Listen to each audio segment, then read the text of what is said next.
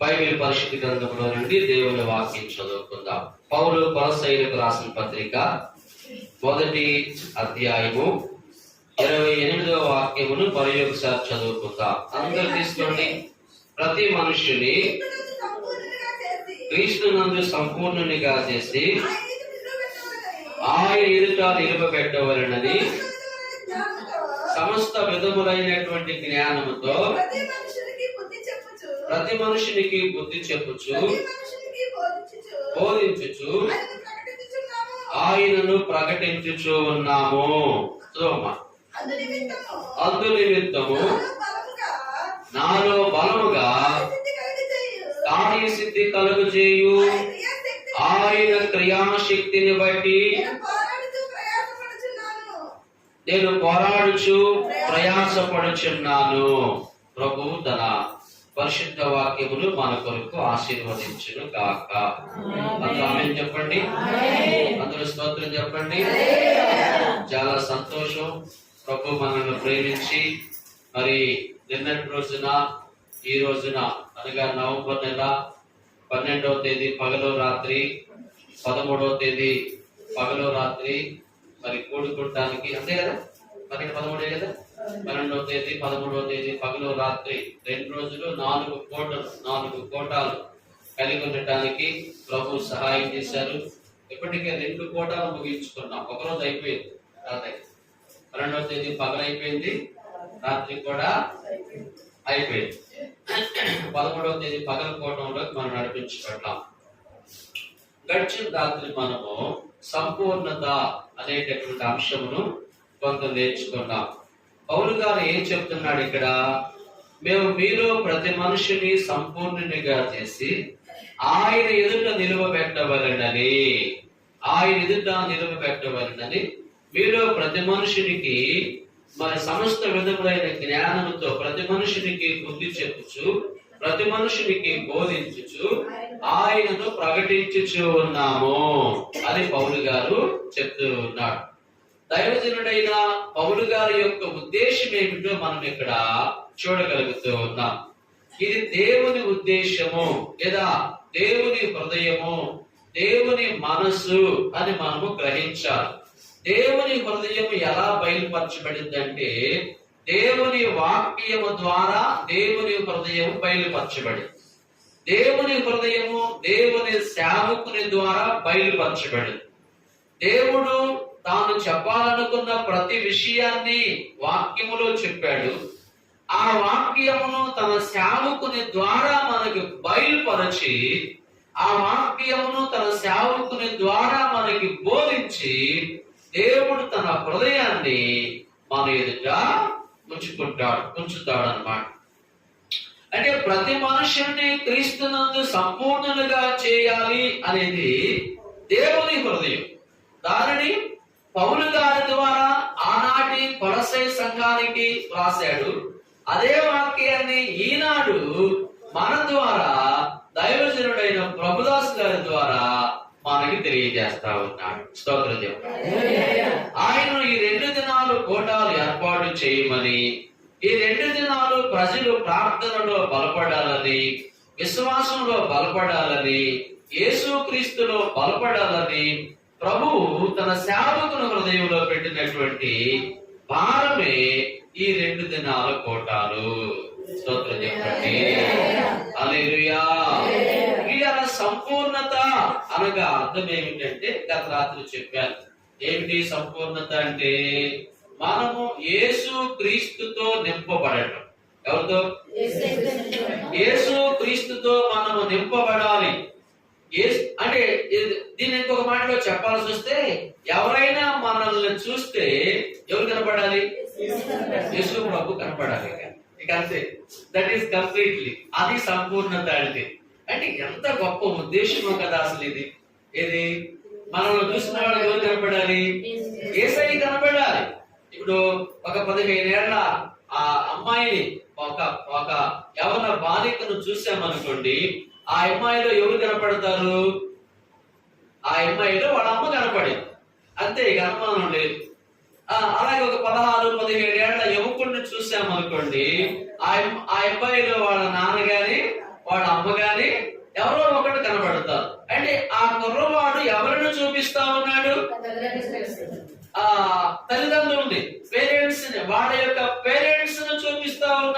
ఇక్కడ సహోదరుడు శివ ఉన్నాడు. ఇక్కడ అయ్యా బాబు శివనే కదా.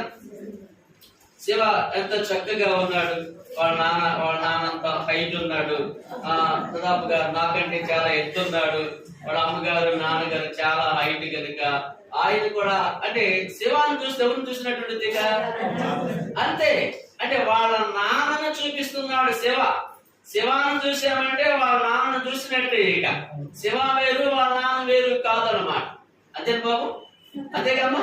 వెరీ గుడ్, కూర్చో. అంటే మీకు లెసన్ పాఠం అర్థం కావడానికి శివాను ఉపయోగించుకోవచ్చు. ఆరాధనని మనల్ని చూసిన వారికి ఎవరు కనబడాలంటే మన రక్షకుడైనటువంటి, మన ప్రాణనాథుడైన, మన ప్రాణ ప్రియుడైనటువంటి యేసయ్య కనబడాలి. ఇప్పుడు శివాను చూస్తే వాళ్ళ నాన్న ఎలా కనబడుతున్నాడో అచ్చం మక్కీగా, అలాగే మనల్ని చూసినప్పుడు యేసయ్య కనబడాలి చూసిన వారికి. మరి యేసయ్య కనబడుతూ ఉన్నాడా? ప్రశ్న. అది సంపూర్ణత. అంటే అంత గొప్ప ఉద్దేశము మన ఎడల దేవుడు కలిగి ఉన్నాడు. ఇంకా సంపూర్ణత అనగా ప్రారంభ విషయాలు ఏం చెప్పానంటే సంపూర్ణత అనగా దేవుని సంఘానికి మనము ప్రయోజనకరంగా ఉండటం. రాసుకోండి. దేవుని సంఘానికి మనము మహిమకరంగా ఉండాలి. ఇప్పుడు శివ ఉన్నాడు. శివ ఆ కుటుంబానికి ఎలా ఉండాలి? ప్రయోజనకరంగా ఉండాలి. తల్లిదండ్రుల యొక్క భారాన్ని, తల్లిదండ్రుల యొక్క కష్ట సుఖాలను, తల్లిదండ్రుల యొక్క పరిస్థితుల్ని అర్థం చేసుకొని ఆ కుటుంబాన్ని శివ తన కాలంలో ముందుకు తీసుకెళ్లేవాడిగా ఉండాలి. అదే ఎల్లప్పుడూ మా అమ్మే ఇవ్వాలి, ఎల్లప్పుడూ మా నాన్నే ఇవ్వాలి, వాళ్ళే కష్టపడాలి, నేను జాలీగా తిరుగుతాను అనుకుంటే కుదరదు బాబు. అంతేనా కదా ఏంటి? కాబట్టి అలాగే సంపూర్ణత అనగా అర్థం ఏమిటంటే మనము దేవుని సంఘానికి ప్రయోజనకరంగా ఉండాలి. ప్రయోజనకరంగా ఉండటమే సంపూర్ణత. దేవుని సంఘానికి ప్రయోజనకరంగా మహిమార్థముగా ఉండటమే సంపూర్ణత అని మనము గ్రహించాలి. మరి మనము ప్రయోజనకరంగా ఉంటున్నామా? దేవుని సేవకుడు, దేవుని సంఘము మనకు ప్రయోజనకరంగా ఉందా లేదా? సరే, ఇలా చెప్తున్నా. దేవుని సేవకుడు మనకు ప్రయోజనకరంగా ఉన్నాడా లేదా? చెప్పండి. ఏం బాబు, దైవజనుడు సంఘ కాపురు మీకు ప్రయోజనకరంగా ఉన్నాడా లేదా? ఉన్నాడు. ఆయన ద్వారా మీరు రక్షణ పొందేదా లేదా? ఆయన ద్వారా మీరు మారుమనసు పొందేదా లేదా? చెప్పండి. ఆయన ద్వారా మీరు మేలు పొందుకున్నారా లేదా? పొందుకున్నారు. చూసారా? ఒక దైవజనుడు దేవునికి మహిమకరంగా జీవించడం ద్వారా ఈ ప్రాంతంలో ఇక్కడ ఎంత మంది సమీకరించబడ్డా. 4 ఏళ్ల క్రితం ఇది ఉందా? ఇది ఏర్పాటు చేసి ఎంతకాలం అయింది పాస్టర్ గారు? ఏమంటే 2.5 సంవత్సరాలు. చూసారా? 2.5 సంవత్సరాల క్రితం, 3 ఏళ్ల క్రితం ఇది లేదు. కొండపల్లి పరిచర్య ఉంది, పట్లకోడి తిప్ప పరిచర్య ఉంది. 3 ఏళ్ల క్రితం ఇది లేదు. ఈ యొక్క క్రమంలో కొండపల్లికి పట్లకోడి తిప్పకు అనుబంధముగా ఈ హోరేబు పరిచర్యల్ని దేవుడు విస్తరింప చేయడానికి ఈ సెంటర్ లో, సిటీలో, ఈ పట్టణంలో కూడా దేవుడు పరిచర్య అప్పగించాడు. స్తోత్రం చెప్పండి. ఒక పల్లెటూరుకి మాత్రమే పరిమితం చేయకుండా తన సేవకుడిని, ఒక చిన్న కుగ్రామానికి మాత్రమే లిమిట్ చేయకుండా తన సేవకుడిని, తన సంఘాన్ని పట్నంలోకి తీసుకొచ్చాడంటే ఈ పట్నంలో సేవ జరిగించడానికి. స్తోత్రం చెప్పండి. ఈ పట్నంలో ఆత్మలు రక్షించే దాని కొరకే దైవజనుడు, దేవుని సంఘము మనకి ఎలాగున ప్రయోజనకరముగా ఉన్నదో మనము దేవునికి, దేవుని సంఘానికి, దేవుని దాసునికి, దైవజనుడికి, సంఘ కాపురికి మనము ప్రయోజనకరముగా ఉండాలి అని దేవుని వాక్యం చెప్తుంది. ఏంటి సంఘానికి ప్రయోజనకరంగా ఉండటం అంటే ఏమిటి? దేవునికి మహిమకరంగా ఉండటం అంటే ఏమిటి? దైవజనుడికి ఉపయోగకరంగా ప్రయోజనకరంగా ఉన్నట్టు మనగానేమి 2-3 తలంపులు మీకు జ్ఞాపకం చేస్తాను. చక్కగా నేర్చుకోండి, పాటించండి. దేవుని సంఘానికి, దేవునికి మహిమార్థముగా జీవించండి. ప్రభు మీ కుటుంబాలను వర్ధిల్ల చేస్తాడు. మొట్టమొదటిగా దేవుని ప్రజలారా, సంఘానికి ప్రయోజనకరంగా ఉన్నటువంటి సంఘములో జరిగేటటువంటి అన్ని కూడికలకు హాజరు కావాలి. రాసుకోండి. సంఘములో జరిగే అన్ని కూడికలకు హాజరు కావాలి. ఆదివారం ఆరాధనకు మాత్రమే పరిమితం కాకూడదు. ఆదివారం ఆరాధనకు మాత్రమే ఈనాడు చాలా మంది పరిమితులైపోయారు. ఆదివారం ఆరాధనకే పరిమితమైపోతే దేవుని యొక్క నిత్య ఆశీర్వాదాలు నీవు పొందలేవు. సంఘానికి, ప్రభువుకి ప్రయోజనకరంగా మహిమార్థముగా ఉండటం అనగా అర్థం ఏమిటంటే, దేవుని ప్రజలారా, సంఘములో జరిగేటటువంటి అన్ని కార్యక్రమాలకు, అన్ని కూటాలకు సాధ్యమైనంత వరకు నీవు హాజరు కావాలని దేవుని వాక్యం చెప్తుంది. హెబ్రీ పత్రిక 10వ అధ్యాయము 24వ వాక్యమును చదువుదాం. హెబ్రీ పత్రిక 10వ అధ్యాయము, కొందరు మానుకొనుచున్నట్టుగా సమాజముగా కూడట మానక ఒకరినొకరు హెచ్చరించుచు ఆ దినము సమీపించుట మీరు చూచిన కొలది మరి ఎక్కువగా ఆరాధన చేయించనగా కూడుకొనుచు ప్రేమ చూపుటకును సత్కార్యములు చేయుటకును ఒకరినొకడు పురికొల్పవలెనని ఆలోచింతము. హెబ్రీ గ్రంథకర్త రాశాడు. ఏం రాశాడు? కొందరు మానుకొనుచున్నట్టుగా. కొందరు మానుకుంటున్నారు. మానుకునేటటువంటి కొందరిని చూడబాకండి. మీరు బాబు మానుకునే వాళ్ళ వైపు చూడబాకండి. బడి మానుకునే వాడికి ఇంకొకటి చూస్తాడు అనమాట. బడి మానుకోవాలనుకునేవాడు ఎవరిని చూస్తాడంటే, నిన్న బడి మానేసినాడు చూస్తాడు. నిన్న వాడు కూడా రాలేదు, అయినా మాస్టారు ఏం అనలేదు మమ్మీ, ఈ రోజు నాకు కూడా పోవాలనిపించలేదు. అదేంద్రా, బడికి పోకపోతే అట్టయ్యా, గొప్పవాడు అవుతావా, నువ్వు చదువుకోవాలి కదా, ప్రయోజకుడు అవ్వాలయ్యా, గొప్పవాడు కావాలయ్యా అని మమ్మీ డాడీ చెప్తే, నిన్న పలానోడు రాలేదు, ఇంకొకటి రాలేదు, వీళ్ళు కూడా రాలేదు మమ్మీ, ఈ రోజు నేను కూడా.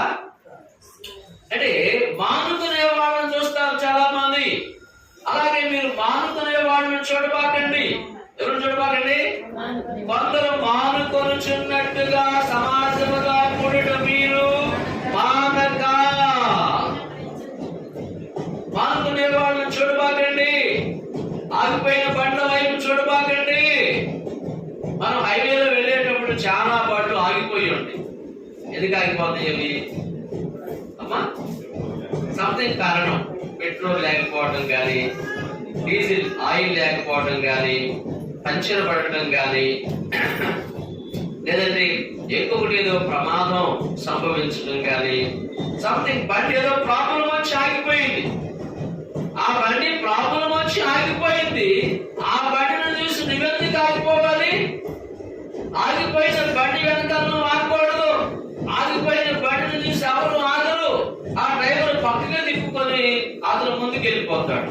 అలాగే విశ్వాస జీవితంలో మనము కూడా ఆగిపోయిన వాళ్ళ వైపు చూడకూడదు, రాలేకపోతూ ఉన్న వారి వైపు చూడకూడదు. కొందరు మానుకొనుచున్నట్టుగా సమాజముగా కూడటం మీరు మానక, ఆ దినము సమీపించిన మీరు చూచిన కొలది మరి ఎక్కువగా అనగా ఆరాధన చేయించు, అనగా కూడుకొనుచు, ఒకరినొకడు హెచ్చరించుచు, మరి సమీపించిన మీరు చూచిన కొలది మరి ఎక్కువగా ఆరాధన చేయించు, ప్రేమ చూపుటకును సత్కార్యములు చేయుటకును ఒకరినొకడు పురికొల్పవలెనని ఏం చేయాలి? ఆలోచన. దేవుని ప్రజలారా, దేవుని సంఘానికి మహిమార్థముగా జీవించడం అంటే సంఘములో జరిగే ప్రతి కార్యానికి, ఇటువంటి ఉపవాస ప్రార్థనలకు, ఉజ్జీవ కూడికలకు, విశ్వాసుల కూడికలకు, మరి ప్రక్షాళన కూడికలకు, పరివర్తన కూడికలకు, సంఘములో జరిగే ప్రతి కార్యక్రమానికి సాధ్యమైనంత వరకు నీవు హాజరు కావాలని దేవుని వాక్యంలో రాయబడి ఉంది. అపోస్తుల కార్యముల గ్రంథము 2వ అధ్యాయము 6వ వాక్యం 246 అపోస్తలుడు. మరియు వారు ఏక మనస్కులై ప్రతిదినము దేవాలయములో తప్పక కూడుకొనుచు ఎంటెంట రొట్టె విరుచుచు. చలమ్మా. మరియు వారు ఏక మనస్కులై ప్రతిదినము దేవాలయములో తప్పక కూడుకుంటున్నారంట. ఎప్పుడెప్పుడు? ఎవ్రీడే, ప్రతిరోజు, ప్రతి దినము, ప్రతిరోజు వారు దేవాలయానికి వస్తూ ఉన్నారు. ప్రతిరోజు దేవాలయానికి రావడానికి వారేమి కుటుంబాలు లేనివాడు కాదు, ఏకాకులు కాదు. వారు కుటుంబీకులై ఉన్నారు. పెరిమిటి బిడ్డలు ఉన్నారు, భార్య బిడ్డలు ఉన్నారు, ఉద్యోగాలు, వ్యాపారాలు, వ్యవసాయం, పశువులు, గొర్రెలు, మేకలు, సంపద వారికి ఉంది. ఆనాడు కూడా వ్యవసాయం ఉంది. అయినా దాని అంతటిని తెవుచుకొని ఆ పనులన్నిటిని సమకూర్చుకొని వారు ప్రతిరోజు దేవుని మందిరానికి వస్తూ ఉన్నారని దేవుని యొక్క వాక్యములో, పరిశుద్ధ గ్రంథంలో వ్రాయబడి ఉంది. 3:1 అపోస్తలుల కార్యాలు. పగలు 3 గంటలకు మరి ప్రార్థనా కాలమున పేతురును యాకోబును దేవాలయమునకు ఎక్కి వెళ్ళుచుండగా పుట్టిని మొదలుకొని కుట్టివాడేది ఒక మనుషుడు మోసుకొని పోబడుచుండెను. వాడు దేవాలయములోనికి చెప్పండి, దేవాలయంలోనికి వెళ్ళు వారిని భిక్షం అడుగుటకు కొందరు ప్రతిదినము వారిని శృంగారమ దేవాలయము ద్వారమునందు ఉంచుచూ వచ్చిరి. చాలమ్మా. ఇక్కడ ఒక వ్యక్తులను చూస్తా ఉన్నాం, పేతురు మరియు యాకోబును చూస్తా ఉన్నాం. వీరు దేవాలయానికి వెళ్తా ఉన్నారు. ఎందుకు? ప్రార్థనా కాలమున. అక్కడ ప్రార్థనా కాలం అని చాలా ప్రత్యేకంగా రాయబడి ఉంది. ప్రార్థనా కాలమున పేతురును యాకోబును దేవాలయమునకు ఎక్కి వెళ్ళుచూ ఉండగా అక్కడ ఒక అద్భుత కార్యం జరిగింది. పుట్టిన మొదలుకొని కుట్టివాడుగా ఉన్నటువంటి ఆ మనుషుడు వారిని చూసి అందరిని అడిగినట్లుగా భిక్షం అడిగాడు. అయ్యా, అయ్యా కుట్టివాడినయ్యా, అయ్యా కళ్ళు లేని వాడినయ్యా, అయ్యా కాళ్ళు లేని వాడినయ్యా, అయ్యా అవిడయ్యా అని అందరూ భిక్షాటను అడిగినట్లుగా వారిని అడిగాడు, భిక్షం అడిగాడు. వారు అన్నారు, మా దగ్గర నాకు భిక్షం ఏమీ లేదు బాబు, వెండి బంగారములు మా యొద్ద లేవు, గాని మాకు కలిగినదే నీకు ఇస్తూ ఉన్నాను, నాకు కలిగినదే నీకు ఇచ్చుచూ ఉన్నాను. యేసుక్రీస్తు నామమున లేచి నడవమని చెప్పగానే వాడు దిగ్గున లేచి నిలిచి నడుచుచు గంతులు వేయచ్చు దేవుని స్తుతించుచు వారితో కూడా దేవాలయములోనికి వెళ్ళాను. స్తోత్రం చెప్పండి. హల్లెలూయా. ఇక్కడ ఒక ప్రశ్న, పేతురు యాకోబులే కనుక దేవాలయానికి వెళ్ళకపోయినట్లయితే ఆ కుట్టివాడు ఏమయ్యేవాడు? చెప్పండి. ఎప్పటికీ కుట్టివాడుగానే మిగిలిపోయేవాడు. సామాన్యమైన ఆ మనుషులు వారికి 10 రూపాయలు భిక్షమయ్యొచ్చు. ఇంకొంచెం కలిగిన వారు, పెట్టాలనే మనసు కలిగిన వారు 100 రూపాయలు భిక్షమయ్యొచ్చు. కానీ ఒక క్రైస్తవుడు చర్చికి రావటం వలన, సంఘంలో జరిగే ప్రతి కార్యానికి రావటం వలన ఎంత గొప్ప మహిమ దేవునికి వచ్చిందో అక్కడ చూడండి. కాబట్టి దేవుని సంఘానికి మహిమకరంగా, మహిమార్థముగా జీవించడం అంటే సంఘములో జరిగే ప్రతి కార్యానికి ఆశలు కావాలి. వారు దేవాలయానికి వచ్చారు కనుక దేవాలయానికి వచ్చిన ధర్మిల దేవుడు వారి ద్వారా, వారి పక్షముగా ఒక గుడ్డివాడిని బాగు చేసి, అలాగే నీవు సంఘానికి రావటం వలన, సంఘంలో జరిగే ప్రతి కార్యానికి హాజరవటం వలన నీ ద్వారా దేవుడు ఏదో ఒక కార్యాన్ని నీకు మాత్రమే కాదు గాని అన్య జనులకు కూడా జరిగిస్తాడు. స్తోత్రం చెప్పండి. ఆ బాగుపడిన వాడి వయసు 40 ఏళ్ల కంటే ఎక్కువ. ఎన్నేళ్ళమ్మా? ఎన్నేళ్ళు బాబు? 40 ఏళ్ల కంటే పైచిలకు వయసు అతనికి ఉంది. చదవండి ఆ మాట. 4వ అధ్యాయము దేవుని ప్రజలారా, 4వ అధ్యాయంలో 22వ వాక్యం. 4:22. స్వస్థపరచుట చేయబడిలో వాడు 40 ఏళ్ల కంటే, ఎంత గొప్ప కార్యం అండి. 40 ఏళ్ల కంటే ఎక్కువ వయసు కలిగినటువంటి అతడు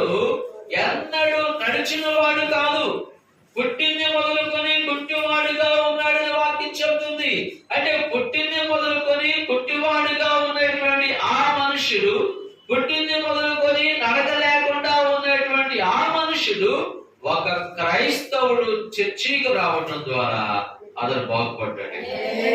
స్తోత్రం చెప్పాడు. దేవుని మందిరానికి రావటంలో ఉన్న ఆశీర్వాదం, దేవుని మందిరానికి రావటంలో ఉన్నటువంటి దీవెని. అందుకని చాలా సార్లు మనం వచ్చేటప్పుడు కొంతమంది రాకపోయినా అంతో ఎంతో కానుకిచ్చి మా కోసం కూడా, అబ్బాయి కోసం, అమ్మాయి కోసం.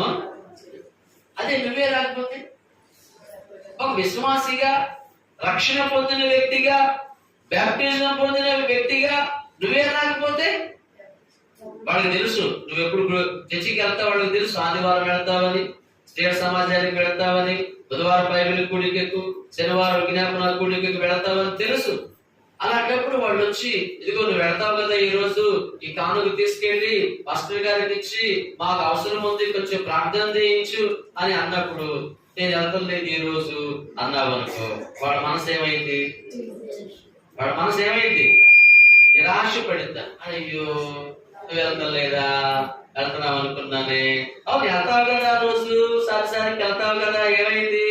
ఇక మళ్ళీ ఆవారం మొదలు పెట్టాలి. అంటే ఒక క్రైస్తవుడు చర్చికి రాకపోతే ఎంత నష్టం, ఒక క్రైస్తవుడు చర్చికి రావడం ద్వారా ఎంత ఉపయోగమో ఇక్కడ మనకు అర్థమవుతుంది. పేతురు యోహానులు దేవాలయానికి రావడం ద్వారా 40 ఏళ్ల కంటే పైచిలుకు వయసు కలిగిన వ్యక్తి పుట్టిన మొదలుకొని గుడ్డివాడుగా ఉన్నటువంటి అతడు బాగుపడ్డాడు. కాబట్టి దేవుని సంఘానికి మహిమకరంగా జీవించడం అంటే దేవుని ప్రజలారా మనం సంఘములో జరిగే ప్రతి కార్యక్రమానికి హాజరవ్వాలి. ఇది మొట్టమొదటిది. రెండవది జ్ఞాపకం చేస్తాను. రండి పరిశుద్ధ వాక్యం రండి. పౌలు ఫిలిప్పీయులకు రాసిన పత్రిక 2వ అధ్యాయము 22వ వాక్యం. ఫిలిప్పీ పత్రిక 2:22. అతని యోగ్యత మీరు ఎరుగుదురు, తండ్రికి కుమారుడు ఎలాగో సేవ చేయునో అలాగే అతడు నాతో కూడా సువార్త వ్యాపకమ నిమిత్తము సేవ చేసెను. చలయ్య, అతని యోగ్యత మీరు ఎరుగుదురు, తండ్రికి కుమారుడు ఎలాగో సేవ చేయునో అలాగే అతడు నాతో కూడా సువార్త వ్యాపకము నిమిత్తము సేవ చేసెను. దైవజనుడైనటువంటి పౌలు గారు తన దగ్గర పెరుగుతూ ఉన్న యవన పరిచారకుడైన తిమోతిని గురించి చెబుతూ ఉన్నాడు. సంఘానికి ప్రయోజనకరముగా ఉండటం అనగా సంఘములో పరిచర్య చేయడం. స్తోత్రం చెప్పాలి. ఏం చేయాలి? పరిచర్య చేయాలి. పరిచర్య చేయడం ద్వారా నీవు సంఘానికి మహిమార్థముగా జీవించిన వ్యక్తి అవుతూ ఉన్నావు. పరిచర్య చేయడం ద్వారా నీవు సంఘానికి ప్రయోజనకరంగా జీవించిన వ్యక్తి అవుతూ ఉన్నావు. పౌలు గారు తిమోతిని గురించి మాట్లాడుతూ ఉన్నాడు. ఏం మాట్లాడుతూ ఉన్నాడు? తండ్రికి కుమారుడు అలాగు సేవ చేయును, అలాగే అతడు నాతో కూడా సువార్త వ్యాపకము నిమిత్తము సేవ చేశాడు. దేవుని ప్రజలారా, దేవుని మందిరములో, దేవుని కార్యాలలో మనము చేసే ప్రతి పరిచర్య యొక్క ఉద్దేశం ఏమిటంటే సువార్త వ్యాపకము. ఏం చెప్పండి? దేవుని పని విస్తరించబడినట్లుగా, దేవుని పని వ్యాప్తి చెందినట్లుగా, దేవుని పని అభివృద్ధి చెందినట్లుగా, దేవుని పని బలపరచబడినట్లుగా అది దేవుని వాక్యములో వ్రాయబడి ఉంది. రోమాపత్రిక 16వ అధ్యాయము 1-2 వాక్యాలు చదువుదాం. రోమాపత్రిక 16వ అధ్యాయం 1-2 వాక్యాలు. ఫీబీ అను మన సహోదరిని పరిశుద్ధులకు తగినట్లుగా ప్రభువునందు చేర్చుకొని ఏదైనా ఉన్న యెడల సహాయము చేయవలెనని ఆమెను గురించి మీకు సిఫారసు చేయించున్నాను. చాలా సంఘ పరిచారకురాలైన ఫీబేను గురించి పౌలు గారు మాట్లాడుతూ ఉన్నారు. కెంక్రేయిలో ఉన్న సంఘ పరిచారకులైన మన ఫీబేను సహోదరిని పరిశుద్ధులకు తగినట్లుగా మీరు ఆమెను చేర్చుకొనుడి. ఎలా చేర్చుకోవాలంట?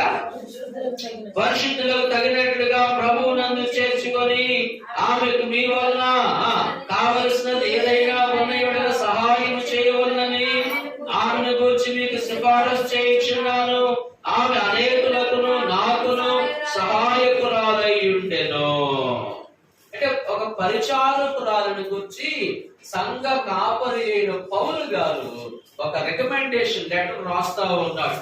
ఫలానా సహోదరి ఉంది కదా మన సంఘంలో, ఆ సహోదరిని పరిశుద్ధులకు తగినట్లుగా చేర్చుకోండి. మీరు సంఘమా పరిశుద్ధులను ఎలా స్వీకరిస్తారో, పరిశుద్ధులను ఎలాగో ప్రేమిస్తారో, పరిశుద్ధులను ఎలాగో స్వాగతిస్తారో, పరిశుద్ధులకు ఎలాగో స్వాగతం పలుకుతారో అలాగున మీరు ఆమెను చేర్చుకోండి. ఎందుకంటే ఆమె బాగా డబ్బు ఉన్నది, ఎందుకంటే ఆమె బాగా ఉద్యోగం చేస్తుంది, ఎందుకంటే ఆమె అధికారంలో ఉంది, మనకి ఏదైనా ఉపయోగపడింది అని కాదు. ఆమె సంఘ పరిచారకురాలు. ఎవరు చెప్పండి?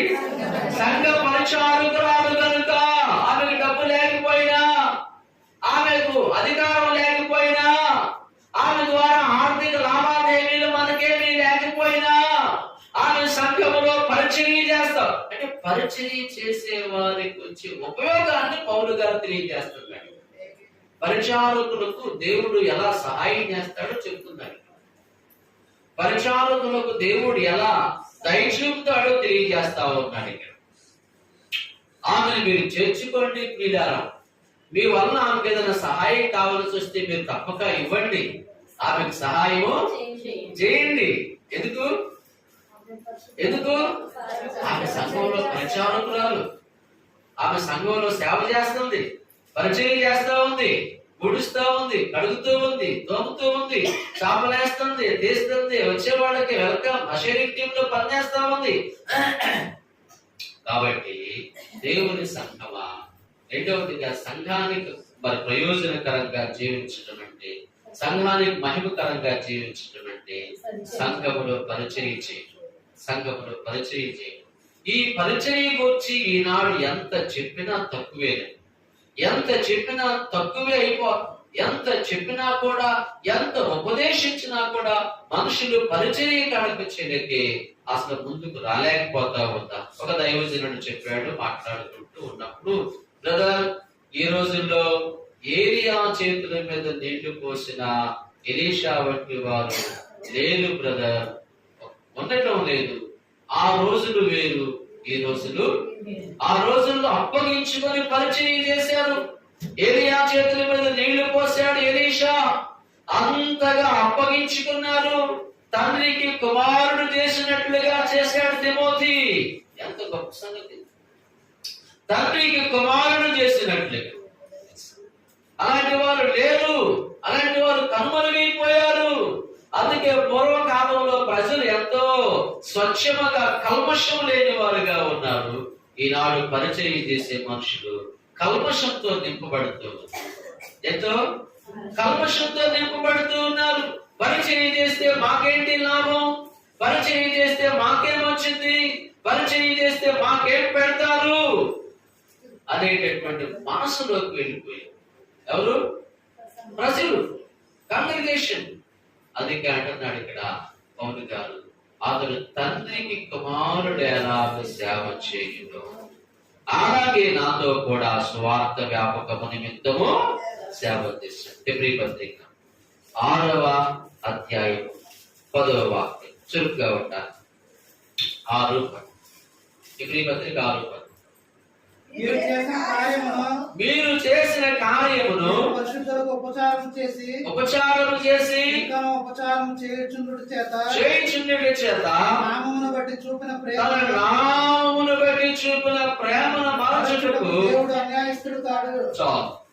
తన నామమును బట్టి చూపిన ప్రేమను మరచుటకు దేవుడు అన్యాయస్తుడు కాడు. మీరు పరిశుద్ధులకు ఉపచారము చేసి ఏం చేశారు బాబు? మీరు పరిశుద్ధులకు ఉపచారము చేసి ఇంకను ఉపచారము చేయించుట చేత తన నామమును బట్టి చూపిన ప్రేమను మరచుటకు దేవుడు అన్యాయస్తుడు కాదు. ఎంత గొప్ప ఒక గ్యారెంటీ ఇస్తున్నాడు. పరిచయం చేసే వారికి దేవుడు ఎలా సహాయం చేస్తాడో ఒక భరోసాను, ఒక గ్యారెంటీని ఇస్తా ఉంటాడు. వీరు పరిశుద్ధులకు ఉపచారము చేసి ఇంకా ఉపచారము చేయించుట చేత తన నామమును బట్టి చూపున ప్రేమను మార్చుటకు దేవుడు ఎవరు కాడంట? అన్యాయస్తుడు కాడు. అన్యాయస్తుడు కాడు దేవుడు. దేవుని ప్రజలారా, మన యొక్క కష్టాన్ని, మన ప్రయాసను, మన చాకిరిని ఉంచుకోవడానికి దేవుడు ఎవరు కాడు? అన్యాయస్తుడు. నీవు చేసిన పరిచర్యకు ఆయన ఖచ్చితంగా నీకు ప్రతిఫలాన్ని అనుగ్రహిస్తాడు, మేలు అనుగ్రహిస్తాడు. కాబట్టి మనము మరి సంపూర్ణత అనగా అర్థం ఏమిటంటే దేవుని సంఘానికి మహిమార్థమై లేదా దేవుని సంఘానికి ప్రయోజనకరంగా మనము జీవించాలి. అందులో మొదటిగా సంఘములో జరిగే అన్ని కూటాలకు హాజరవ్వాలి. రెండవదిగా మనము పరిచయం చేసే వారంగా ఉండాలి. మూడవ విషయం చెప్తాను. మూడవది, సంఘానికి మనము ప్రయోజనకరంగా ఉండటం అంటే ఆత్మను సంపాదించాలి. అందరూ తెలుసు ఏం చేయాలి? ఆత్మలు సంపాదించాలి. ఆత్మల సంపాదన పనిలో మనము ముందుకు నడవాలి, ముందుకు సాగాలి అని దేవుని వాక్యం సెలవిస్తూ ఉంది. పరిశుద్ధ గ్రంథంలో మనం ఆ రీతిగా చదువుకుంటా ఉన్నాము, తెలుసుకుంటూ ఉన్నాము. దేవుని ప్రజలారా, బైబిల్ పరిశుద్ధ గ్రంథంలో ఒక్కొక్కరు మరి ఒకరిని ప్రభు నొద్దకు తీసుకురావడం ద్వారా వారు ప్రభువులో బలపడి వారు ఎంతో ప్రభువుకి సేవ చేసినట్లుగా ప్రభు మహిమ కొరకు జీవించినట్లు దేవుని యొక్క వాక్యములో మనం చదువుకుంటూ ఉన్నాం. రండి, యోహాను సువార్త 1వ అధ్యాయము బైబిల్ పరిశుద్ధ గ్రంథంలో నుండి దేవుని వాక్యం చదువుదాం. యోహాను సువార్తలో ఒక అద్భుతమైనటువంటి సంఘటన మనం చూస్తాం. బైబిల్ పరిశుద్ధ గ్రంథంలో నుండి ఇలాగన చదువుతాం. యోహాను సువార్త 1వ అధ్యాయంలో ఇలాగను రాయబడి ఉంది. 1వ అధ్యాయము 41వ వాక్యం చూడండి. 141. సహోదరుడైన ఇతడు మొదటొకరు సహోదరుడైన సీమోనును చూచి మేము మెస్సియాను కనుగొంటే మన అతనితో చెప్పి యేసు నొద్దకు అతను తోడుకొని వచ్చెను. మెస్సియాను మాటకు అభిషిక్తుడని అర్థము. అతని వైపు చూచి నీవు యోహాను కుమారుడు అయిన సీమోను నీవు కేఫా అనకూడదు అని చెప్పాను. కేఫాను మాటకు రాయి అని అర్థము. స్తోత్రం చెప్పండి. హల్లెలూయా. 40వ వాక్యం. యోహాను మాట విని ఆయన వెంబడించి ఇద్దరిలో ఒకడు సీమోను పేతురు యొక్క సహోదరుడైన అంద్రేయ. ఎవరంట? సీమోను పేతురు యొక్క సహోదరుడైన అంద్రేయ. ఇక్కడ రాయబడి ఉంది, ఆ యోహాను మాట విని ఆయన వెంబడించి ఇద్దరిలో ఒకడు సీమోను పేతురు యొక్క సహోదరుడైన అంద్రేయ. ఈ అంద్రేయ మొదటిగా ప్రభు దగ్గరికి వచ్చాడు. అంద్రేయ మొదటిగా ప్రభు దగ్గరికి వచ్చాడు. అంద్రేయ ప్రభు దగ్గరికి వచ్చిన తర్వాత అంద్రేయ చేసినటువంటి పని ఏమిటంటే అతని సహోదరుడైనటువంటి సీమోను పేతురును తీసుకొచ్చాడు. ఇక్కడ 41. ఇతడు మొదట తన సహోదరుడైన సీమోనును చూచి మేము మెస్సియాను కనుగొంటిమని అతనితో చెప్పి యేసు నొద్దకు అతనిని తోడుకొని వచ్చెను. స్తోత్రం. ఎవరిని? సీమోను పేతురుని. ఎవరు? ఆంద్రేయ. సీమోను పేతురుని యేసు ప్రభువు నొద్దకు నడిపించింది ఎవరు? ఆంద్రేయ. ఆంద్రేయ కంటే ముందుగా సీమోను పేతురు రాలేదు ప్రభువు దగ్గరకు. సీమోను పేతురు ఆంద్రేయ ద్వారా ప్రభువు దగ్గరకు నడిపించబడ్డాడు. ఆంద్రేయ ద్వారా సీమోను పేతురు ప్రభువును తెలుసుకోగలిగాడు, ప్రభువును కలుసుకున్నాడు. ఆంద్రేయ కంటే సీమోను పేతురు బాగా ప్రభువులో బలపడి ప్రభువులో ఎదిగి ప్రభువులో స్థిరపడి ప్రభు కొరకు గొప్ప సాక్షిగా మారాడు, గొప్ప సేవ చేశాడు. గొప్ప మినిస్ట్రీ చేయగలిగాడు. అనేక ఆత్మల్ని ప్రభు కొరకు సంపాదించగలిగాడు. అనేక ఆత్మల్ని ప్రభు కొరకు గెలుచుకోగలిగాడు. అనేక ఆత్మల్ని ప్రభు కొరకు గెలవగలిగాడు. వేలాది ఆత్మల్ని ఒక్క మొదటి ప్రసంగం చేస్తే సీమోను పేతురు 8,000 మంది 3,000 మంది రక్షణ పొంది బాప్టిజం పొంది. ఆ తర్వాత 5,000 మంది 6,000 మంది 7,000 మంది. ఇక సంఘం నానాటికి దినదినాభివృద్ధి చెందుతూ ఉంది, వర్ధిల్లుతూ ఉంది. పేతురు ద్వారా ప్రభు కార్యాలు జరిగిస్తూ ఉన్నాడు. సంఖ్య పెరిగిపోతా ఉంది. ఆ రీతిగా 1000 దాటిపోయింది, లక్షల్లోకి వెళ్ళిపోయింది. రేపు పేతురు ప్రభు పరలోకంలో, ప్రభువా నీ కొరకు ఇన్ని ఆత్మలు గెలిచాను నేను, ఎంత సేవ చేశాను నేను, ఇన్ని కార్యాలు జరిగించాను నీ కోసం, ఎంత మందికి సువార్త చెప్పాను నేను అని కనుక సీమోను పేతురు అన్నాడు అనుకోండి, యేసు ప్రభు వారు ఏమంటారు? యేసు ప్రభు వారు ఏమంటారంటే, ఇవన్నీ వాస్తవమే కానీ సీమోను పేతురు, నిన్ను నా దగ్గరకు నడిపించినటువంటి మీ సహోదరుడు ఆంద్రేయ ఉన్నాడు కదా, ఈ క్రెడిట్ అంతా ఎవరికి? ఈ క్రెడిట్ అంతా నీకు మాత్రమే కాదు, నిన్ను నా దగ్గరకు తోడుకొని వచ్చినటువంటి 41 లో ఎవరి సువార్త 141 లో చక్కగా వ్రాయబడి ఉంది చూడండి. చూచి మేము మెస్సియాను కనుగొంటూ అతనితో చెప్పి యేసు వద్దకు అతనిని తోడుకొని వచ్చాను. యేసు ప్రభు దగ్గరకు తోడుకొని వచ్చాడంట. రా మెస్సియాను చూపిస్తా నీకు, మేము ఆయన్ని కనుగొన్నాము, ఆయన్ని చూచాము, రా నిన్ను కూడా మెస్సియా దగ్గరికి తీసుకెళ్తాను, సహోదరుడా కమ్ రా అని ఆంద్రేయ సీమోను పేతురుని యేసు ప్రభు దగ్గరకు తోడుకొని వచ్చాడు అని వాక్యంలో రాయబడి ఉంది.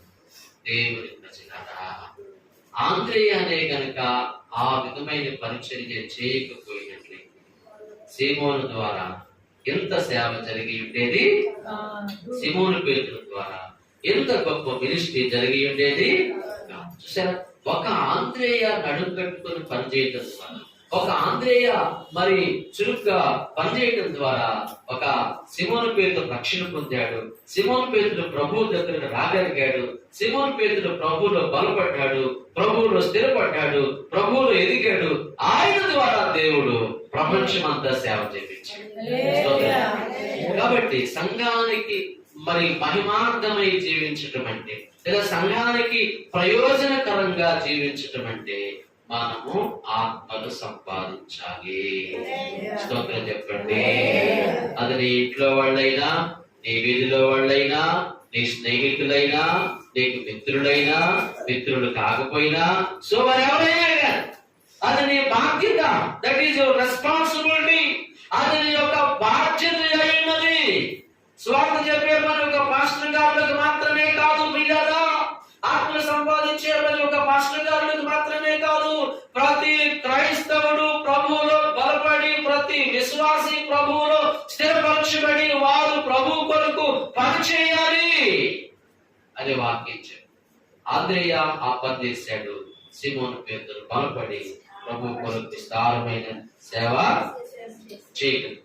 మనందరికి బాగా తెలిసినటువంటి వాక్యం యోహాను సువార్త 4వ అధ్యాయము 39వ వాక్యం 4:39 ఇలాగ రాయి, నేను చేసిన పనులు నాతో చెప్పినని సాక్ష్యం ఇచ్చిన స్త్రీ యొక్క మాటను బట్టి ఆ ఊరిలోని సమరయులను అనేకులు ఆయన యందు విశ్వాసముంచి. చాలా ఏం చెప్తుంది అక్కడ? ఏమి రాయబడి ఉంది? నేను చేసినవన్నీ నాతో చెప్పినని సాక్ష్యం ఇచ్చిన స్త్రీ యొక్క మాటను బట్టి. ఎవరి మాటను బట్టి? అందరూ చెప్పండి అయ్యా, పురుషులు చెప్పండి అయ్యా, మీరు చెప్పండి. ఎవరి మాటను బట్టి? స్త్రీ యొక్క మాటను బట్టి. నేను చేసినవన్నీ నాతో చెప్పినని సాక్ష్యం ఇచ్చిన స్త్రీ యొక్క మాటను బట్టి ఆ ఊరిలోని సమరయులలో అనేకులు ఆయన యందు విశ్వాసం ఉంచి. ఒక సాధారణమైనటువంటి మహిళ, లేదంటే సమాజంలో గుర్తింపు లేని మహిళ, సమాజంలో అవమానపరచబడిన మహిళ, సమాజం చేత తృణీకరించబడిన మహిళ, సమాజం చేత పాపి అని పిలువబడిన ఒక మహిళ ద్వారా, ఒక స్త్రీమూర్తి ద్వారా ప్రభు జరిగించుకున్న సేవ ఇది. వాళ్ళు వింటారో వినరో, వస్తారో రారో సెకండరీ, అది తర్వాత విషయం. నీ పని ఏంటి? పిలవడం నీ పని, చెప్పడం నీ డ్యూటీ, వారికి బోధించడం ఉపదేశించడం నీ కర్తవ్యం, నీ కార్యం.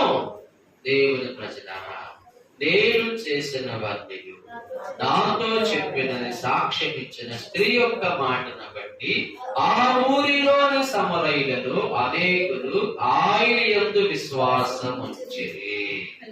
ఈనాడు చాలా మంది ఏమనుకుంటారంటే, నేను చెప్తే ఎవరు వస్తారు, నేను చెప్తే ఎవరు వింటారు, అసలు నా వలన ఏమైంది, నాకేం తెలుసు, ఏం తెలియదు నీకు, ఏమి వల్ల కాదు నీకు. లోకంలో అన్ని వల్ల, డోకా లెక్కలు తెలుసు, పాల లెక్కలు తెలుసు, చిటిపాట్ల లెక్కలు తెలుసు, వడ్డీ లెక్కలు తెలుసు, ఏ నెలకి ఎంత అవుతుందో ఏంటి. నీకు తిరిగింది ఏంటి? ఇక నువ్వు ఎరగనది ఏమిటి? కాబట్టి దేవుని ప్రజలారా, ఆమె వెళ్ళి చెప్పింది కదా. అప్పటి వరకు ఆమె జీవితం ఎంతో ధైర్యమైంది. 5 భర్తలతో సహజీవనం చేస్తూ ఉంది. 5 పెనిమిట్లతో కాపురం చేసింది. అప్పటి వరకు 1 కాదు, 2 కాదు, 3 కాదు, 5 పెనిమిట్లను ఆమె మరి ఎలా మరి వారితో సహవాసం చేసిందో. అయ్యో నేను ఇప్పుడు 5 భర్తలతో ఉన్నానే, 1 కాదు నాకు, జనం ఏమనుకుంటారు అని ఇవన్నీ పట్టించుకోలేదు. ఇవన్నీ చూడలేదు, గత జీవితాన్ని చూడలేదు. నా జీవితాన్ని యేసయ్య మార్చాడు. ఎవరిని? అదే నా జీవితాన్ని 5 భర్తలతో ఉన్న 5 పెనిమిట్లు నా గతంలో, అంత ధైర్యమైనది నా జీవితం, అంత అవమానకరంగా బ్రతికాను నేను, అంత చీకటి జీవితాన్ని జీవించాను నేను. అటువంటి నన్ను యేసయ్య మార్చాడు. అటువంటి నన్ను యేసయ్య నూతన హృదయం ఇచ్చాడు నాకు. అలాగే మీకు కూడా నూతన హృదయం ఇస్తాడు. మిమ్మల్ని కూడా ఆయన మారుస్తాడు. మీకును ఆయన సహాయపడతాడు అని ఎక్కడైతే 5 పెనిమిట్లతో జీవించిందో అక్కడే ఇప్పుడు ఆమె సువార్తికురాలు. అక్కడే ఇప్పుడు వాక్యం చెప్పడం మొదలు పెట్టింది. ఎవరు వింటారు అసలు? వింటారా? కానీ విన్నారు లేదా? మరి ఎక్కడైతే పాపిగా జీవించిందో అక్కడే పరిశుద్ధురాలుగా బ్రతికింది. ఎక్కడైతే చీకటి జీవితం జీవించిందో అక్కడే వెలుగు జీవితం జీవిస్తా ఉంది. ఎక్కడైతే రహస్య కార్యాలు చేసిందో ఇప్పుడు అక్కడే బహిరంగ సువార్త చెబుతూ ఉంది. అంటే దేవుడు అండి కార్యం చేసేది. వాడు హృదయాల్లో మరి మన మాటలు పనిచేసేలా మన కార్యం చేసేది ప్రభువు, మనం కాదు. నేను చెప్తూ ఉన్నాను, నా మాటలు మీ హృదయాల్లో నాటేది ప్రభువు, నేను కాదు. ఉపదేశించడమే నా పని. రైతు పని ఏంటి? విత్తనాలు నాటడం రైతు పని.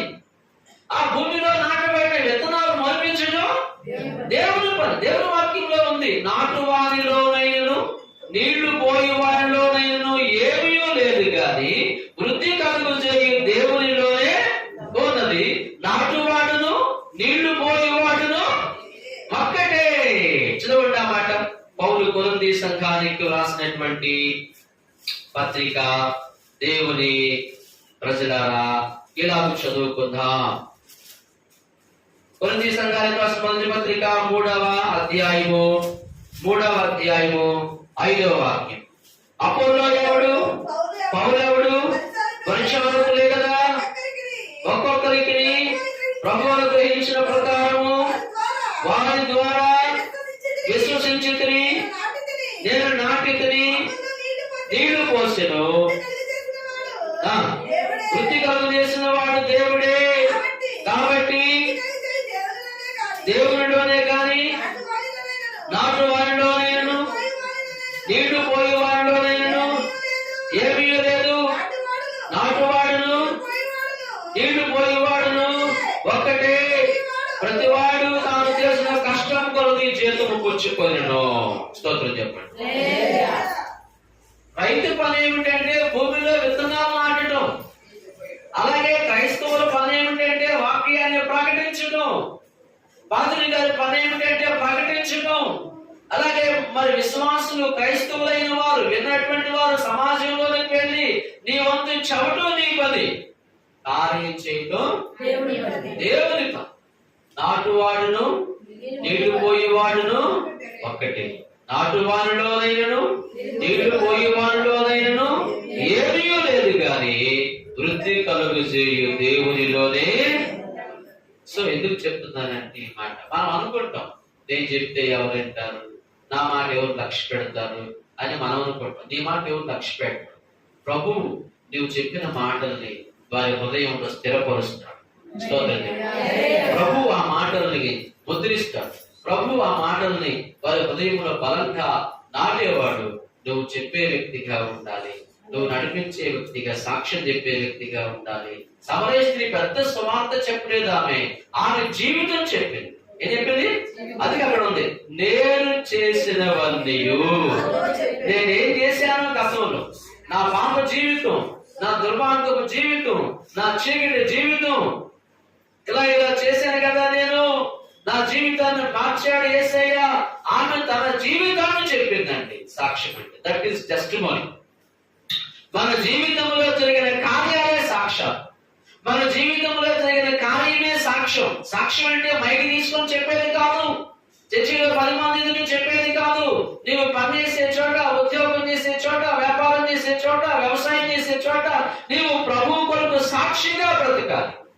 అప్పుడు నీవు సంఘానికి మహిమార్థముగా జీవించిన వ్యక్తిగా, అప్పుడు నీవు సంఘానికి ప్రయోజనకరమైన వ్యక్తిగా ఉంటావు. స్తోత్రం. హల్లెలూయా, హల్లెలూయా. దేవుని ప్రజలారా, సంఘానికి ప్రయోజనకరంగా ఉండటంగా మూడవదిగా ఆత్మను సంపాదించు. ఒకటేంటి? సంఘంలో జరిగే ప్రతి కార్యానికి హాజరవ్వాలి. రెండవది పరిచర్య హృదయాన్ని కలిగి ఉండాలి. మూడవది ఆత్మలు సంపాదించే మెట్లోనికి నీవు ఎదగాలి. నాలుగవది చెప్తాను రండి. పరిశుద్ధ గ్రంథంలో నుండి జ్ఞాని అయిన సొలొమోను రాసినటువంటి సామెతల గ్రంథం 3వ అధ్యాయం 9-10 వాక్యాలు చదువుదాం. ప్రథమ ఫలమును భాగమును ఇచ్చి యెహోవాను ఘనపరచుము. అప్పుడు నీ కొట్లలో ధాన్యము సమృద్ధిగా నుండును, నీ కానుకలలో నుండి క్రొత్త ద్రాక్షారసము పైకి పొరలి పారును. స్తోత్రం చెప్పండి. హల్లెలూయా. దేవుని ప్రజలారా, సంఘానికి మనము ప్రయోజనకరంగా ఉండటమనగా, సంఘానికి సంఘం యొక్క మహిమార్థమై జీవించటానికి అర్థం ఏమిటంటే, మన యొక్క కష్టార్జితములో నుండి, మన యొక్క ఆదాయ భాగములో నుండి దేవుని భాగమును దేవునికి ఇవ్వటం. స్తోత్రం. ఎందుకు ఇవ్వాలి? ఎందుకు ఇవ్వాలి? ప్రశ్న అడగండి. పక్కన అడగా, బ్రదర్ బ్రదర్ ఎందుకు ఇవ్వాలి? చూద్దాం. అడగయ్యా, అడగండి, మీరు అడగండి. ఎందుకు ఇవ్వాలి? ఇదే కదా ప్రశ్న మనుషులకి. ఎందుకు ఇవ్వాలంటే దేవుని మహిమ కొరకు. చెప్పండి, ఎందుకు ఇవ్వాలి? దేవుని మహిమ కొరకు, దేవుని మహిమార్థమై, దేవునికి మహిమ కలుగునట్టుగా. ఇక్కడ ఉంది అసలు మాట చూడండి. 8వ వాక్యం ప్రథమ ఫలమును భాగమును ఇచ్చి, అక్కడ యెహోవాను దేని ద్వారా? దేని ద్వారా? పాటలు పాడటం ద్వారా మాత్రమే కాదు. పాటలు పాడమంటే మైకి పోతే ఒప్పుకుంటారా? టీంలో నిలబడ్డాకే నాకు మైకి లేదు పాదిరి గారు, అన్నయ్య పలానా అక్కయ్యకి ఇచ్చాడు, పలానా తమ్ముడికి ఇచ్చాడు మైకు, నాకు నన్ను నిలబడమన్నాడే కానీ మైకి తీసుకోలేదు, నాకు మైకి లేదు. పాటలు పాడటం ద్వారా కాదు దేవుడిని గణపరిచేది. దేవుని ప్రజలారా, బాబు, అయ్యా, అమ్మా, నీ ఆస్తిలో భాగమును ఇచ్చి యెహోవాను ఎందుకంటే దేవుని మహిమ కొరకు. దేని కొరకు? దేవుని మహిమ కొరకు. దేవుని మహిమ కొరకు నీవు ఆ కార్యం చేయాలి. దేవునికి ప్రయోజనకరంగా ఉండునట్లుగా నీవు ఆ కార్యం చేయాలి. సంఘానికి మరి ప్రయోజనకరంగా ఉండునట్లు నీవు ఆ విధమైన కార్యమును జరిగించాలి. ఏ కార్యమును? నీ రాబడి అంతటిలో ప్రథమ ఫలమును నీ ఆస్తిలో భాగమును ఇచ్చి యెహోవాను గణపరచుము. దేవుణ్ణి గణపరిచే విధానము అదండి. స్తోత్రం చెప్పండి. దేవా, నువ్వు నాకు ఇచ్చావయ్యా, ఈ నెలలో ఇంత ఆదాయం ఇచ్చావు, లేదా ఈ 2 నెలల్లో కలిపి ఇంత ఆదాయం నాకు ఇచ్చావు ఒకసారి కదా.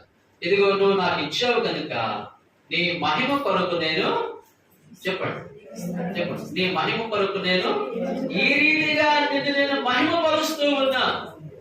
ఈ రీతిగా నిన్ను నేను గణపరుస్తూ ఉన్నాను. ఈ రీతిగా నిన్ను నేను ఆరాధించుచూ ఉన్నాను. చాలా మంది దేవునికి ఎవరు? 2 వ్యక్తులు వ్యాపారం చేశారు. 2 కలిసి వ్యాపార లాభాన్ని పంచుకున్నారు. వ్యాపార లాభాన్ని పంచుకొని వారిలో ఒకడు చర్చికి వెళ్ళి పాస్టర్ గారి చేత ప్రార్థన చేయించుకొని మనకు వచ్చిన వ్యాపార లాభంలో ఆయన ఇవ్వాలనుకున్న కానుక దక్షిణం, గురుదక్షిణం ఇచ్చి ఆ కానుక ఇచ్చి ప్రార్థన చేయించుకొని వచ్చాడు.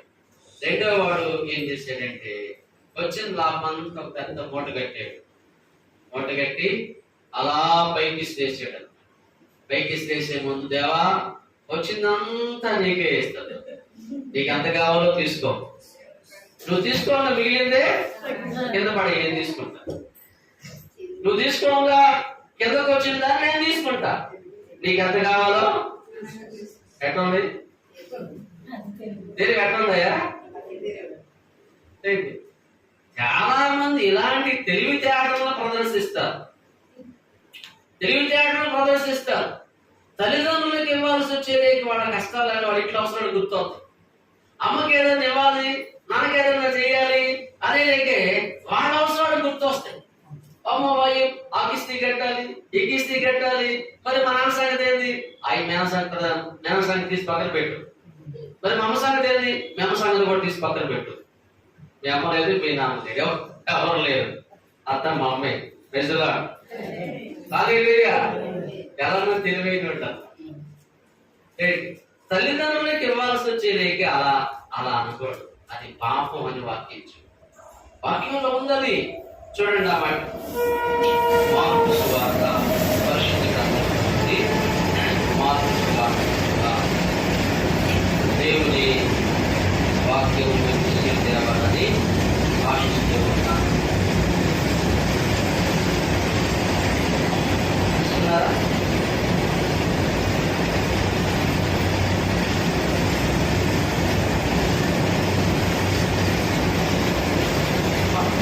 మత్తయి సువార్త కొద్దిగా మత్తయి సువార్త చూద్దాం. మత్తయి సువార్త 17వ అధ్యాయం. మత్తయి సువార్త 17వ అధ్యాయం 5వ వాక్యం చదవండి. మీరైతే చూచి ప్రయోజనమగును చెప్పిన యెడల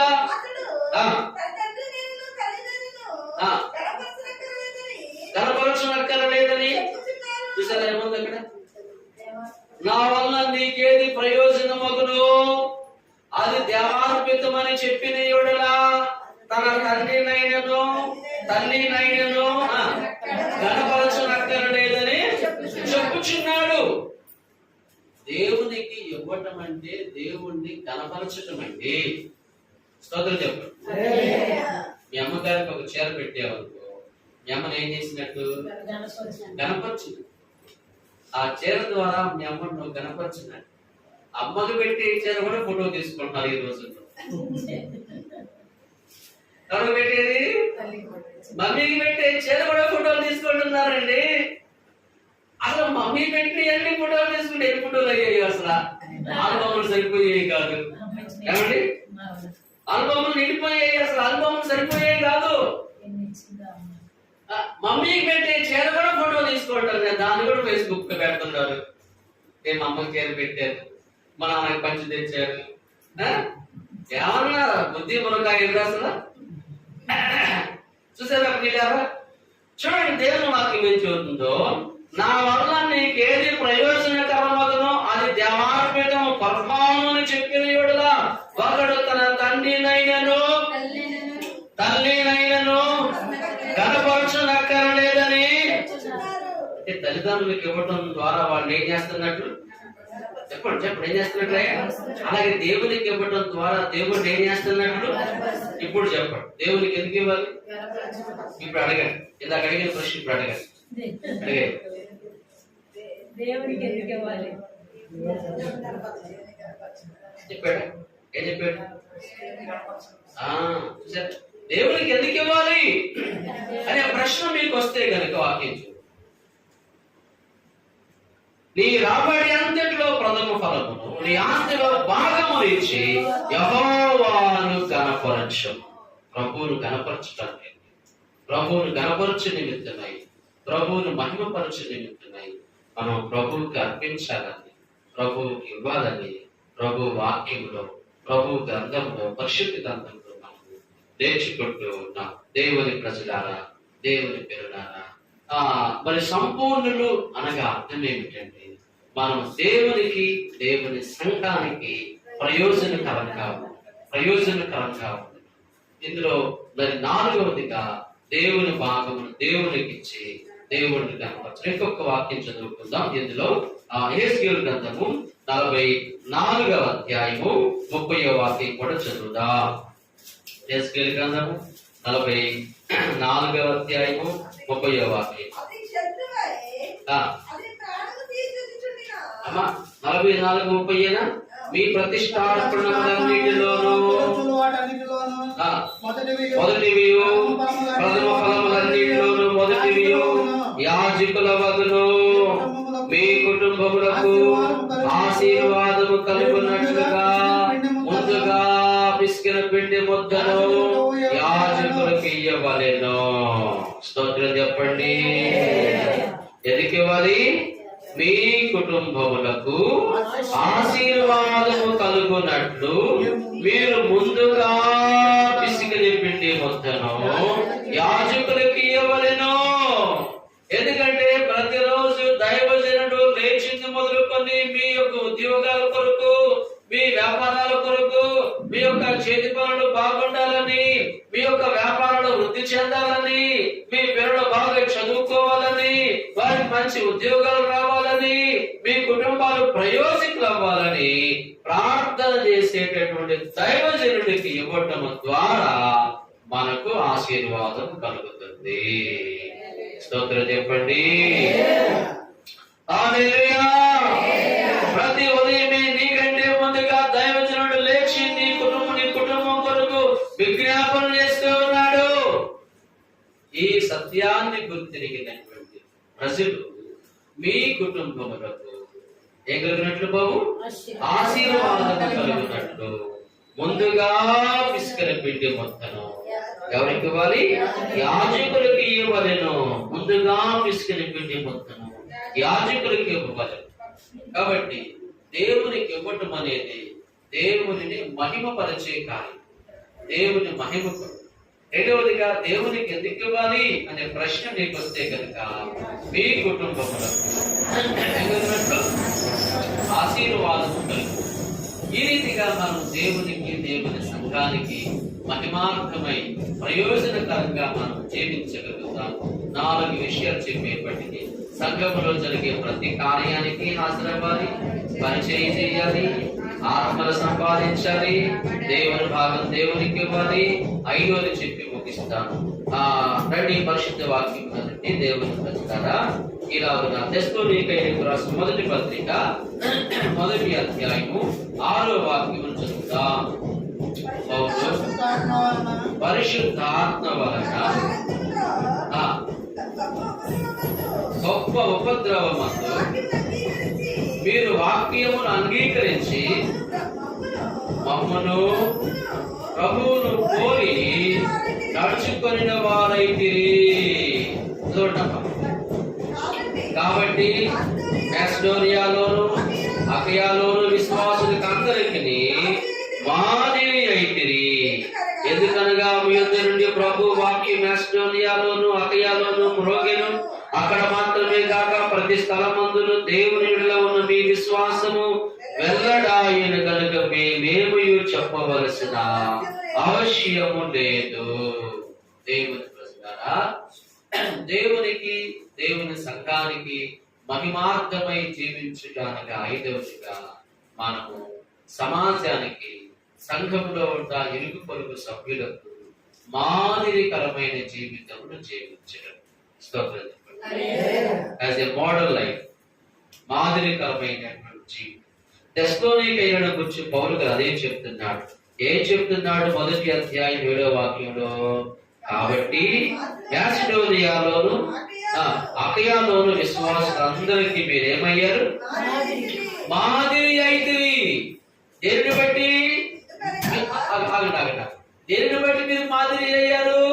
మీరు మమ్మును మరియు ప్రభువును కోరి నడుచుకునే వారైతిరి. 6వ వాక్యం అదే ఉంది. పరిశుద్ధాత్మ వల్ల కలుగు ఆనందముతో గొప్ప ఉపద్రవమందు మీరు వాక్యము అంగీకరించి మమ్మును ప్రభువును కోరి నడుచుకునే వారైతే. అంటే వారు ఎవరిని పోలి నడుచుకున్నారట? అందరూ చెప్పండి. ఎవరు పోలి నడుచుకున్నారంట? మమ్మును మరియు ప్రభువును కోరి నడుచుకున్న వారు. దైవజనుడైన పౌలు గారిని పోలి నడుచుకున్నారు. ఆ కారణం చేత పౌలు గారు అంటున్నాడు, మీరు మాసిడోనియాలోను అకయాలోను ఉన్న విశ్వాసులందరికీ మీరు చెప్పండి మాదిరి అయితిరి. అక్కడ మాత్రమే కాదు గాని మీ విశ్వాసము మీ యొద్ద నుండి ప్రభు వాక్యం మాసిడోనియాలోను అకయాలోను మ్రోగెను. అక్కడ మాత్రమే కాక ప్రతి స్థలమందును దేవుని యొద్ద ఉన్న మీ విశ్వాసము వెల్లడాయను గనుక. అంటే తెస్సలోనికైలో ఉన్నటువంటి సంఘస్థులు విశ్వాసులు దేవుని ప్రజలారా ఒక ప్రాంతానికి పరిమితం కాలేదు. అమ్మా బాబు, ఒక సంఘానికి వారు పరిమితం కాలేదు. అనేక ప్రాంతాలకు ఇక్కడ రాయబడి ఉన్నది.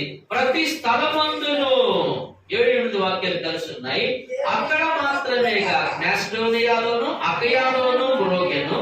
అక్కడ మాత్రమే కాక ప్రతి స్థలమందును దేవుని యొక్క ఉన్న మీ విశ్వాసం వెల్లడి ఆయను గనుక. అంటే తెస్సలోనికైలో ఉన్న విశ్వాసము, తెస్సలోనికయ సంఘస్థులు అన్ని సంఘాలకు అన్ని కేంద్రాలకు వారు మాదిరిగా ఉన్నారంట. స్తోత్రం చెప్పండి. As a model church. Model church అంటే మాదిరికరమైన సంఘము. స్తోత్రం చెప్పండి. మోడల్ చర్చ్, మోడల్ లైఫ్ అంటే మాదిరికరమైన జీవితం. నీ మటుకు నీవు మాదిరికరంగా ఉంటావు. మోడల్ చర్చ్ మాదిరికరమైన సంఘం. మన సంఘము అనేక సంఘాలకు మాదిరికరంగా ఉండాలి. మన పరిచర్య అనేక పరిచర్యలకు నమూనాలాగా ఉండాలి. అకయాలోను మాసిడోనియాలోను మీరు మాదిరిగా ఉన్నారు. అక్కడ మాత్రమే కాక ప్రతి స్థలమందును చెప్పండి. ఏ స్థలమందు? ప్రతి స్థలమందు. అందుకే మాదిరి అంటే ఏంటి? మాదిరి అనగానేమి? What is the model? మాదిరి అంటున్నారు పాదిరి గారు. మాదిరి అంటే ఏంటండి? మాదిరి మాదిరి అనగా అర్థం ఏంటంటే మనల్ని చూడగానే నేను కూడా యేసు ప్రభు నమ్ముకోవాలి అని అనిపించాలి చూసిన వాళ్ళు. నేను కూడా ప్రభుని తెలుసుకోవాలి అని అనిపించాలి మనల్ని చూసిన వాళ్ళు. ఇంకా ఏమనిపించాలంటే నేను కూడా ఆ సంఘానికి వెళ్ళాలి అనిపించాలి మనల్ని చూసిన వాళ్ళు. అంతేగాని వాళ్ళు వస్తున్నారు కదండి, వచ్చిన కాడ నుంచి వాళ్ళు చూడాలి కదా, వాళ్ళు చూడలేక ఎదురు బదులుగా కూర్చోలేక పక్కన కూర్చోలేక రాలేకపోతున్నామండి అంటారు కొంతమంది. అంటే ఇంటి దగ్గర ఏదో జరిగింది, ఎవరికైనా అప్పచెల్లెడికి తోడుకోవడానికి ఏదో జరిగింది, వదిన మరణానికి ఏదో జరిగింది భావమంతులకి. ఆ ప్రభావం ఏడబడింది, ఆ ప్రభావం సంఘంలో పడింది, ఆ ప్రభావం చర్చి మీద పడింది. వదిన మరణానికి తగ్గదయ్యి మాటలు వదిలి మీద తగాదాడు, కొట్లాడుకున్నారు. ఆ ప్రభావం ఏడబెట్టింది.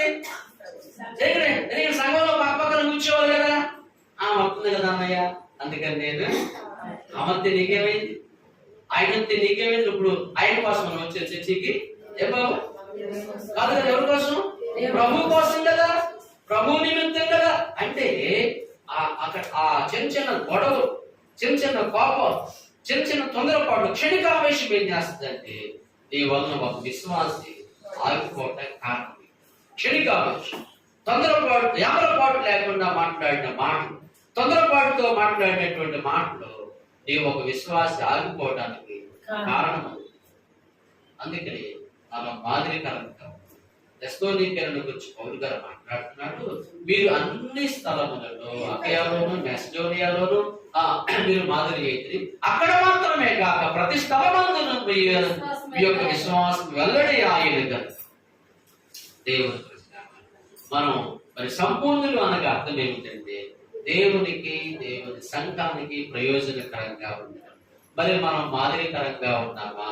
మన మాటల్లో, మన యొక్క ప్రవర్తనలో, సినిమాలు, షికార్లు, సీరియల్, అబద్ధాలు మానేసావా? ఇంకా అక్కడక్కడ అబద్ధాలు చెప్తూ ఉన్నాం. రహస్య జీవితాన్ని విడిచిపెట్టావా? రహస్యంగా మాట్లాడడం మానేసావా? రహస్య ఫోన్లు మానేసావా?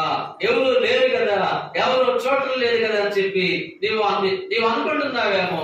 అన్ని చూసేవాడు, అన్ని ఎరిగినవాడు, అన్నిటిని గమనించినవాడు ప్రభు ఉన్నాడు. నీ భార్య చూడకపోవచ్చు నువ్వు చేసే పనులు, నీ భర్త చూడకపోవచ్చు నువ్వు చేసే పనులు. మా ఆయన్ని భలే మోసం చేశాను, మా ఆయన కళ్ళు భలే కప్పాను, మా ఆయన నన్ను భలే నమ్మాడు. నీవు మీ ఆయన్ని నమ్మించవచ్చు బాబు, నీ భార్యను నమ్మించవచ్చు, కానీ యేసయ్య అన్ని చూస్తా ఉన్నాడు. కన్ను చేసిన వాడు కానకయుండునా, చెవులు నిర్మించిన వాడు వెనకయుండునా, ఆయనకి మరుగైన లేదు కూడా. దేవుని ప్రశ్న ఇది. ఈ విషయాన్ని దైవజనుడైన పౌలు గారు సంఘానికి బోధిస్తాము. మేము మీలో ప్రతి మనుషుల్ని క్రీస్తునందు సంపూర్ణంగా చేసి ఆయన ఎదుట నిలువబెట్టవలనని సమస్త విధములైన జ్ఞానముతో ప్రతి మనుషునికి బుద్ధి చెప్పుచు, బోధించుచు, ఆయనను ప్రకటించుచు ఉన్నాము. సంపూర్ణత అనగా అర్థం ఏమిటండి? దేవునికి, దేవుని సంఘానికి మహిమార్థమై లేదా ప్రయోజనకరంగా జీవించడం అన్నమాట. 5 విషయాలు చెప్పాను. సంఘములో జరిగే ప్రతి కార్యక్రమానికి ఆశపడాలి. 2వది పరిచర్య హృదయాన్ని కలిగి ఉండాలి. 3వది ఆత్మల సంపాదించాలి. 4వది దేవుని భాగం దేవునికి ఇవ్వాలి. 5వది మాదిరికరమైన జీవితాన్ని జీవించినప్పుడు నీవు దేవునికి, దేవుని సంఘానికి ప్రయోజనకరంగా ఉన్న వ్యక్తి అవుతావు. రండి మోకాళ్ళ మీదకి వచ్చి ప్రార్థన చేస్తాం. కంప్లీట్ చేయటం అందరూ పెద్ద మోకాళ్ళు వేసుకుని దయచేసి 2 నిమిషాలు అందరూ పెద్ద మోకాళ్ళు వేసుకుని కంప్లీట్ చేయడం. మీ 2 చేతులు ఆకాశం తట్టు చాపి ప్రార్థన చేసుకోండి, మొరపెట్టండి.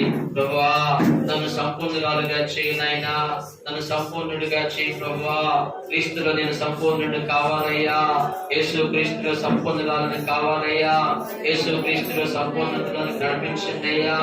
సంపూర్ణుడిగా చేయి ప్రభువా, అయ్యా సంపూర్ణుడిగా చేయి ప్రభువా. సంపూర్ణుడిగా చేయబడి ప్రభువును బుద్ధి చెప్పిన, గద్దించిన, హెచ్చరించిన తీసుకోగలిగే మనసు, హృదయం నాకు ఇవ్వండి ప్రభువా. దయచేసి ప్రార్థన చేసుకోండి అయ్యా. బాబు, అమ్మ, స్త్రీలు, పురుషులు 2 నిమిషాలు ప్రార్థన చేసుకోండి. 2 నిమిషాలు మీరు ప్రార్థన చేసుకోండి అయ్యా. బాబు, యవనస్తులు ప్రార్థన చేసుకోండి, మొదలుపెట్టండి. కానీ నేను సంపూర్ణ కావాలయ్యా, సంపూర్ణంగా మార్చబడాలయ్యా. సంఘంలో జరిగే అన్ని కార్యాలకు హాజరవ్వాలయ్యా, అన్ని మీటింగ్లకు హాజరవ్వాలయ్యా. ఆదివారానికి మాత్రమే పరిమితం కాకూడదయ్యా. బుధవారం, శనివారం ఇక్కడ ప్రత్యేకమైన ఉపవాసం కూడాలకు అయ్యా, వాక్య కూడానికి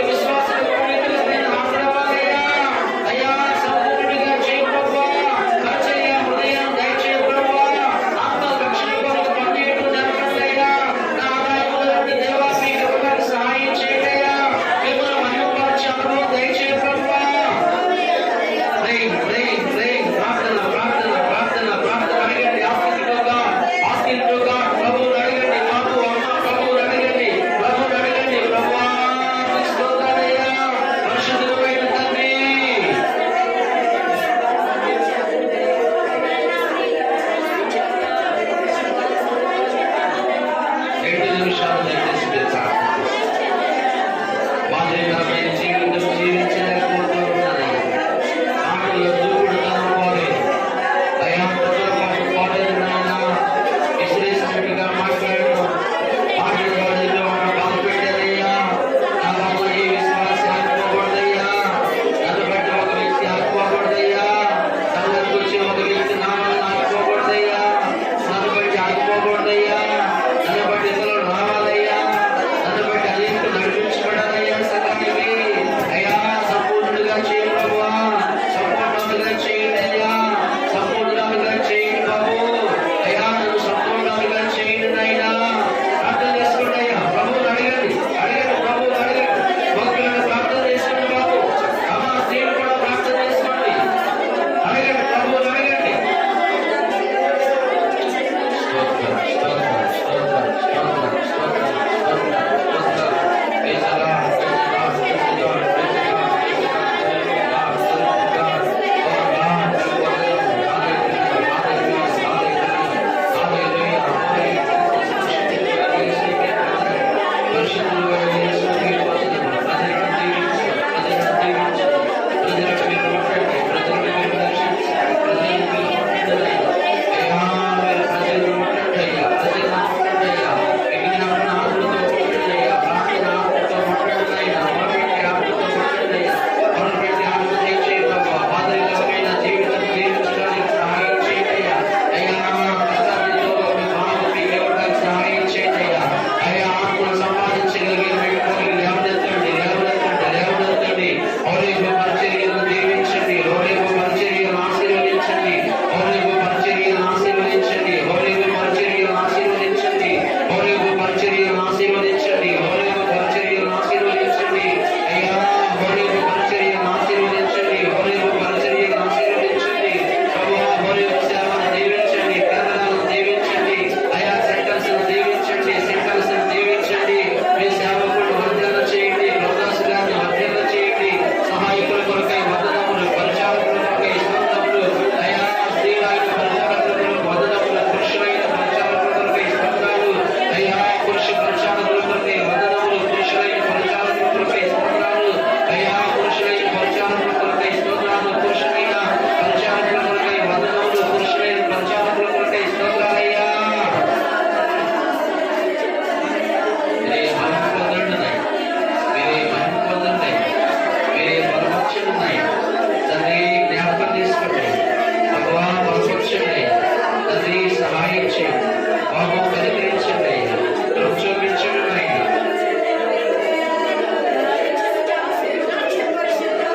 ప్రార్థన చేసుకోండి అయ్యా.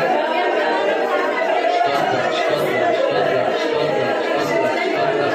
ప్రభువా స్తోత్రాలు, ప్రభువా స్తోత్రాలు, ప్రభువా మీకే వందనాలు, స్తోత్రాలు, స్తోత్రాలు. Praise the Lord, holy God, holy God, holy God, holy God.